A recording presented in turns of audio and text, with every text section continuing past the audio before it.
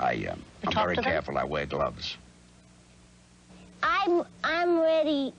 Oh, can I say this? Yes, you can. On my show, you can. Okay, because I feel active at night, and he feels active in the morning. You know, so sometimes that becomes a problem. Yeah. You know what I mean? I'm a real romanticist. Let me hear about that. Well, I am. I mean, I see those eyes. Well, I've had brief encounters. Brief encounters? I beg your pardon. Of course, Burt Reynolds, Cyndi Lauper, and George Burns.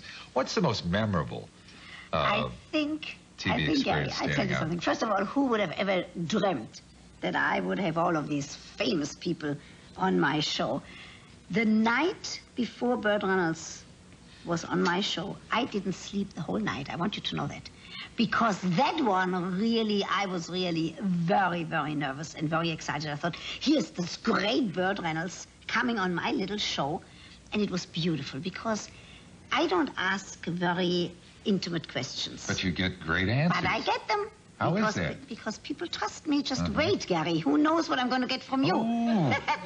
But I got such answers. For example, from George Burns, he told me that he sleeps on his wife's side of the bed after she passed away in order to feel less lonely. From Burt Reynolds, I heard about a one-night stand. Now, that was a few years ago. God 84. forbid, I don't want anybody to do one-night stands these days because of that dreadful disease. Cyndi Lauper, for example, I have to tell you the truth. When they told me, guess what? We got Cyndi Lauper for your program. I said, what's that? Because after all, I'm a therapist, I'm a professor. I didn't know who Cyndi Lauper is. I loved her. And we talked about her song about masturbation.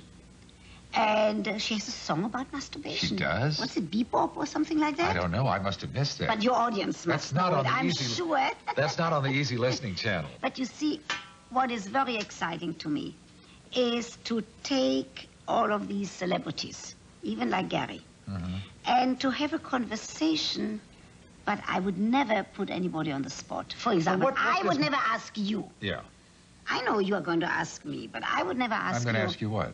About the first night. I would never do I that. don't know. But you know what? I hadn't thought of it. If we had a long time, which we don't have on this program, I would probably find out. I see that on your eyes. Well, I get a little, nervous about that. There's a certain side to personalities I think probably should remain a little bit mysterious, and I'd feel very uncomfortable talking about an experience as intimate as that.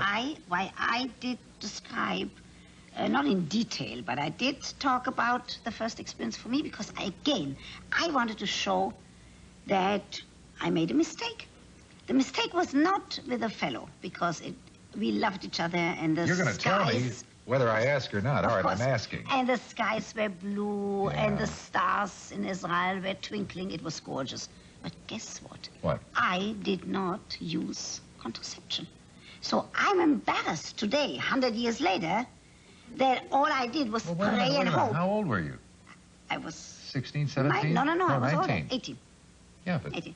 that wasn't a big issue in those days, was it? But it should have been, because unwanted pregnancies happened all the time. So I wrote that in order to give an example by saying, people, if you do it, make sure that you are protected. All right. When we come back, Dr. Ruth is going to take questions from our studio audience. So stay tuned. Get ready.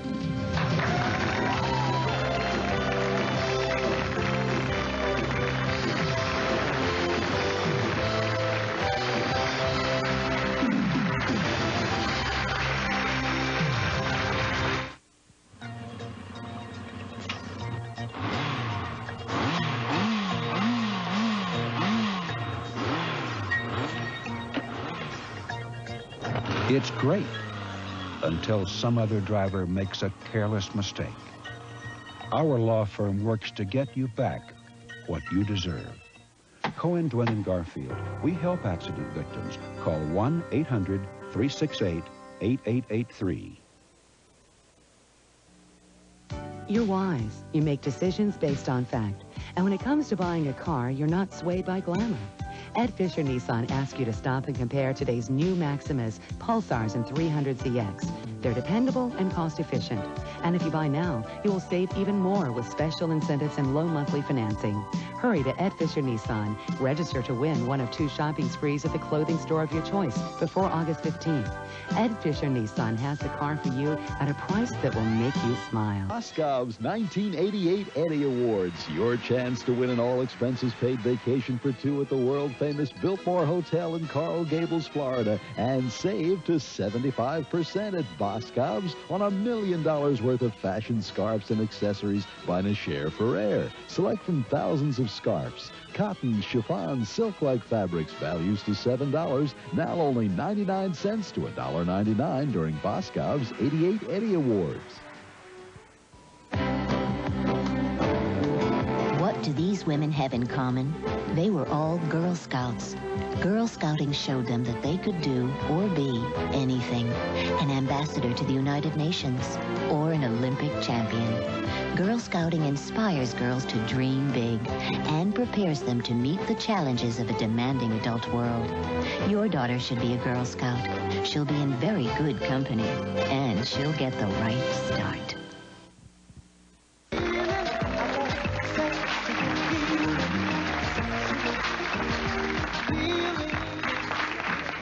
I'm back with today's Woman of the Hour, Dr. Ruth Westheimer, and she's about to answer questions from our studio audience. So if you will, please give us your name and don't be bashful. Yes, ma'am. Yeah. Is it common for an 18-year-old not to have sex? Absolutely. And not only is it common, I actually say to people, depending on your religious and moral and ethical beliefs, if you want to wait until the day you get married, don't let anybody pressure you. And it is perfectly all right not to have sex until the day you decide. I have another question. Go ahead. Is it common for a girl my age not to have a boyfriend? Absolutely. What about that? And you know what? The next boyfriend, or the boyfriend that you're going to get, is going to be so delighted, because maybe what will happen is that you are going to say, you are the first man, the first boy that really makes me very happy, that makes my heart beat, that makes me happy to meet you. So just sit still and don't worry, okay? Okay. Thank you, Dr. Ruth. Bye-bye. Thank you. Bye-bye. Bye. Thank you. Yes, sir. Dr. Ruth, my name is Bob. My question was, as a relatively new single parent, one thing that I notice among my contemporaries is the fact that they're now engaged in dating and sex, and yet in dealing with their teenage children concerning this aspect, they're telling their teenage children to abstain, and of course they're not. So there's a problem there with the guilt on the part of the parent and confusion on the part of the child, I think. Absolutely, and it's an important issue, and it has to be raised. That's what the role of television permits us to discuss issues like this. First of all, one has to be very honest by admitting here is a problem. Here is a single parent and absolutely has to go out and date and has to go out and find new relationships. And at the same time, to tell the teenager, especially in today's world with a dreadful disease, for both of them, for the parent and for the young person, to be able to say, you have to be careful. You have to use precaution. I never talk about safe sex. I don't know what that is. I talk about safer sex. And to say sometimes, look, what might be the right thing for me as a parent, as a single parent, might not yet be the right thing for you. But to be open about that there's a problem. Not just to kind of wipe it under the carpet as if nothing is happening. Also, what I would say to a single parent in general, I'm not talking to Bob particularly because I don't know you well enough.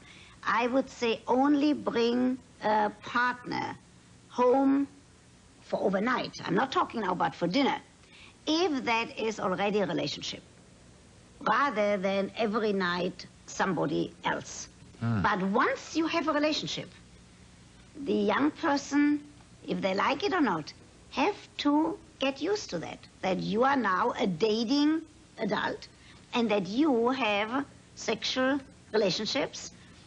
Just use your discretion. I don't believe in hiding it, Gary. You see, I believe in being open about it, Bob. Not in details.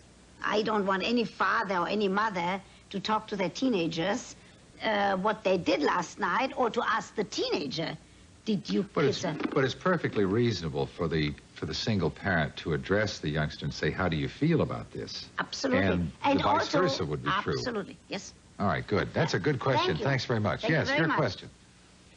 How you doing, Dr. Ruth? My name is Lamont Richmond from Monroe High School. Hello and I would like to know, how do you know so much about sex? And did you graduate at the top of your class or something? I certainly did. Good question. First of all, I have a degree. I studied psychology and sociology, and I have a doctorate in the study of the family. I worked for many years at Planned Parenthood. And that's where I started to get all of those questions that I now am answering. And I did a lot of book learning. And you know what? Every day I learn something new. Every day there is another aspect of a relationship or of a concern, and I learn something new. Thank you. Thank you, Lamont, very much. Yes? Yes? Hello, Dr. Ruth. I'm Carrie. I just have a question. Do you find that husbands are more or less affectionate after they find out their wives are pregnant? Fabulous question. I could not answer that in general. There are some men who are much more affectionate, because after all, here is that miracle, and they have been a participant, and here is that woman of theirs having a baby. There are, however, some men who are reluctant. First of all, they're a little bit scared. Suddenly they think that that new baby growing is so delicate that they can't hug the mother, or that they can't be affectionate. They also sometimes get a little concerned, Gary, and you, about what is going to happen. Is that love and desire and intimacy that the two of them had, is that going to disappear and only going to concentrate on that newborn? So one has to talk that out and be patient. Okay, well, thank you. I found it to be such a beautiful period in our lives. Yeah, I was as much, if not more, affectionate. Hi. Hello, my name is Shashama Worthen from Monroe High School. And my question to you is, who orgasms faster, the male or the female? That's an excellent question. And why?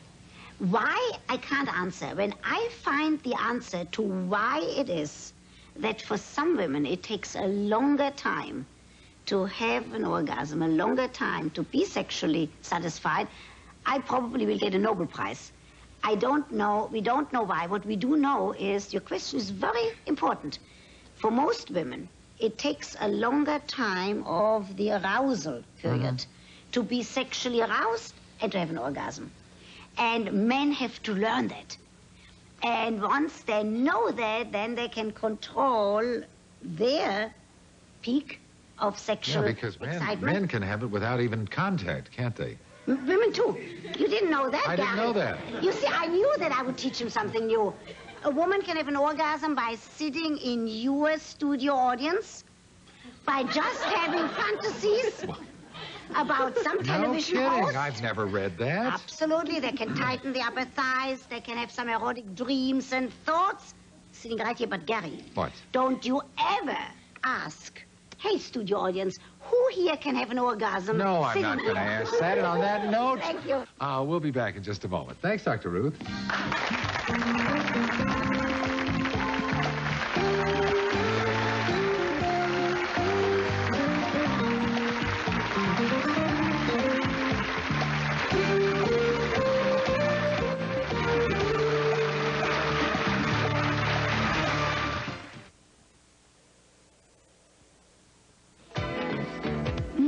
It's like eating a bowl of strawberries. Tastes like yogurt would if it could. Kiss up. It has a fruitier taste.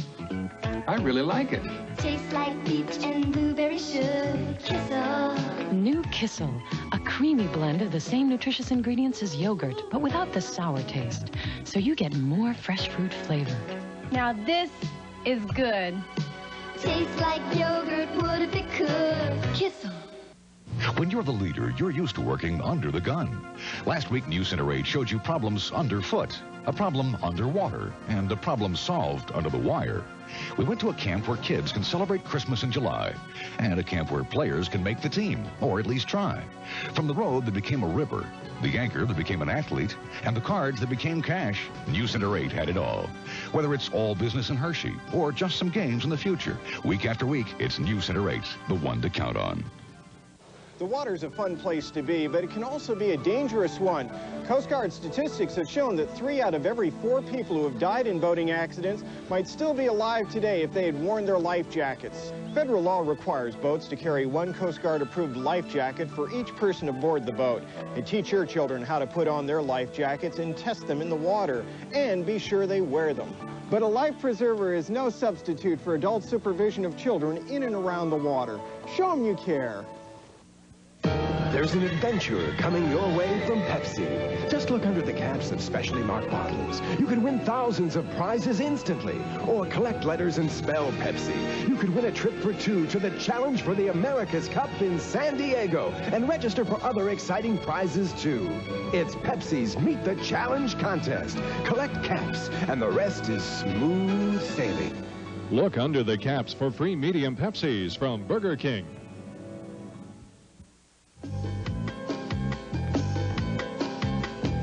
Every 2 minutes, a child in this country is sexually abused. It's a shocking statistic. Hundreds of viewers responded to our magazine's November 11th, 1987 segment on the sexual abuse of children by calling the hotline that our next guest, Ken Herrmann, Jr., provided. Among the calls was a grandmother seeking help for the 4-year-old granddaughter she feared was being sexually exploited by the child's mother and stepfather. Back with us today is Ken Herrmann, Jr. of the State University of New York at Brockport. He is the president of Defense for Children International. Joining Ken is John Harlan, a citizen's advocate on this case. Now, throughout this segment, you're going to see a phone number flashed on the screen. If you or anyone you know is a victim of sexual abuse, call COLLECT, 353-0951, area 212-353-0951. Ken, before we begin, I might point out that the social services were invited along with their attorneys, and they have declined to participate in this interview. Tell me a little bit about the grandmother's call and your reaction to it. Following the show in November, we had literally hundreds of calls from people all around the country who weren't only concerned about the issue, but they were concerned about cases involving themselves, their kids, other people's kids, and a system of social agencies and law enforcement that didn't seem to be responding. One of those calls was from a grandmother in the Midwest who talked about her 4-year-old granddaughter who temporarily had been taken away from the mother. The parents are divorced and had been placed in the custody of the father. But during visits, the girl allegedly had been physically and sexually abused. And the grandmother, in describing the situation, said that she had made taped interviews with the girl and asked whether I'd be willing to listen to those, and she forwarded them to me. The little girl talked about an incredible life of terror and horror, talked about being taken to a motel, and the bright lights hurt her eyes, and they had her involved with adults and having sex. The little girl talked about having eye drops administered to her, which is a very common kind of thing with child pornographers. It gives kids a seductive, glazed-over kind of appearance. I talked to the public health nurse in the community on the phone, who had documented a lengthy list of physical trauma that certainly indicated both physical and sexual abuse, and then made contact with the state agency that had legal responsibility to protect the welfare of the child, and they could care less. The contact I had with professionals in that general community who were involved, who were concerned, talked about the fact that the case is being brought into court and that the judge planned to return this child, this 4-year-old child, to the mother, back into the situation full-time. We then contacted the judge. As a matter of fact, we called him in the evening at home. He wasn't very delighted with that, and told him that at Defense for Children International, we were concerned on an international level about the welfare of this little 4-year-old girl in this rural state. And he said that nothing we could say to him would make him change his mind. Well, apparently the next day in court, he did change his mind, and he did not return the girl, but the case is still in process in court. And in that process, we made contact with John, through the grandmother and with the attorney for the father, and John then became involved too. John, I get the feeling that this had been going on for some time, and why was none of this presented at the time that custody was awarded? Basically, the social services group involved are either callous, indifferent, or possibly corrupt. We are working... That's a whale of a charge. I realize it's a whale of a charge, but so the problem is that the attorneys in the state, by mandate, by the way the system's set up, are first charged for protection of the agency, and secondly charged with protection of the public. So where do we stand as far as the court? Is they still involved in the custody, or are we talking about criminal prosecution now? No, it's still involved in custody. There's been no criminal prosecution, to the best of my knowledge, that's even begun.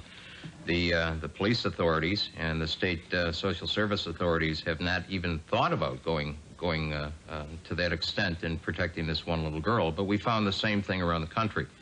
Unfortunately, this little 4-year-old girl is typical. Now, there is some harassment involved in this particular case, is there not? That is correct. And I don't know, can we talk about that? Well, each and every person that's involved with this, including myself, are subject to some type of harassment, which is okay as far as I'm concerned. Now, is that from the immediate family or other people? No, this is from other people. Mm-hmm. The people involved have had not a lot of not physical, but property harassment so far. We trust that, and that is the reason we're not making stating any names. Mm-hmm. It has to be totally confidential. But the public must understand that this is going on, and it's going on in a rural state, Iowa. Well, is the point here that they just want to sweep it under the carpet and get rid of it because it's a major embarrassment, or why the harassment, why the foot dragging? I should think the criminal prosecution would be the number one item. I think that may be part of that. It may be the embarrassment involved. Most of the people that are involved and hired by society to do this kind of work have no credentials at all. As a matter of fact, you know, in this state, in California and Iowa and New York State, where I'm from, and in most states, the qualifications to fix women's hair as a cosmetologist are much more strict than to be a child protection worker or to be involved in law enforcement in dealing with children's issues. That may be part of that, but we also know, and we're not sure in this particular case, but we also know in many cases similar to this, there's a tremendous amount of corruption. Ken, if a friend, a relative, a neighbor, any acquaintance suspects some type of child abuse, sexual child abuse, also, what should they do? I think there are a number of things, Gary, they can do. Every state has a central registry with a toll-free number they can call, and that's in a phone book listed in every state under child and under whatever the state department might be, social services, human services. They can also call us at Defense for Children International. They can also put some pressure on politicians. You know, this is an election year, and it's imperative that at least one of these candidates running for office begin to address children's issues. They have yet to do that, especially this kind of an issue. They can also put some pressure on their locally elected officials to begin to train people effectively in order to deal with this kind of issue that's killing literally thousands of kids in this country every year. There's a lot they can do. Finally, what do you say to someone who says, gee, I don't know if I want to get involved, but I know those people, we see them socially. What do you say to someone who suspects but is afraid to get involved by placing a call? I think one of the things that really might motivate people is to realize if they don't get involved, these kids might quite frankly die. And would they rather have that kind of responsibility hanging around in their own lives emotionally rather than merely saying, I cared enough for a child to be able to make that call. People will make calls when they know a neighbor's house is on fire or if somebody's breaking into it. It would appear to me that when a child is being victimized and brutalized, that they indeed have a responsibility to become involved and to become involved immediately. Thank you, Ken. Thank you very much, John, for being here. Here's that number, Defense for Children International, 212-353-0951. We'll be right back with Dr. Ruth.